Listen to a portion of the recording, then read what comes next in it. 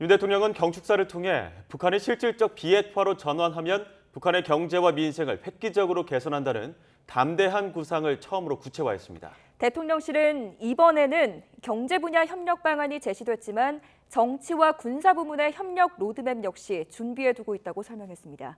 홍주혜 기자입니다. 지난 5월 윤석열 대통령 취임사에서 처음 언급된 담대한 계획. 지금까진 북한이 더는 핵을 개발할 필요를 느끼지 못하는 수준까지 담대한 제안을 하겠다는 기본 틀만 공개됐는데 구체적인 구상이 광복절 경축사에서 나왔습니다. 북한이 핵 개발을 중단하고 실질적인 비핵화로 전환한다면 그 단계에 맞춰 북한의 경제와 민생을 획기적으로 개선할 수 있는 담대한 구상을 지금 이 자리에서 제안합니다.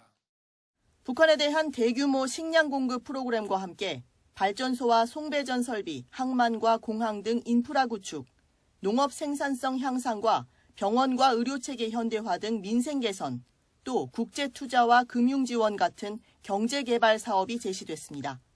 특히 북한의 지하 자원을 한국과 국제사회가 활용하고 반대급부로 식량을 지원하는 한반도 자원 식량 교환 프로그램이나 보건의료와 식수, 위생, 산림 등 민생 개선 시범 사업은 비핵화 협상 초기 단계에도 조건 없이 진행할 방침입니다. 북한이 진정성을 가지고 비핵화 협상에 나올 경우 초기 협상 과정에서부터 경제 지원 조치를 적극 강구한다는 점에서 과감한 제안입니다. 대통령실은 이 과정에서 유엔 제재에 대한 부분적 면제도 국제사회와 협의할 수 있다고 설명했습니다. 또 북한 정권이 가장 필요로 하는 것에 초점을 맞춰 경제 협력 방안부터 발표했지만 군사와 정치 부문의 협력 로드맵도 준비해두고 있다고 강조했습니다. 그러면서 담대한 구상은 오늘부터 가동된다는 말로 사실상 공을 북으로 넘겼습니다. 그러나 북한이 호응할 가능성은 그리 크지 않습니다. 앞서 북한 매체는 최근 남측의 담대한 계획이 과거 이명박 정부의 비핵 개방 3천을 적당히 손질해 다시 꺼내든 것에 불과하다며 깎아내리기도 했습니다.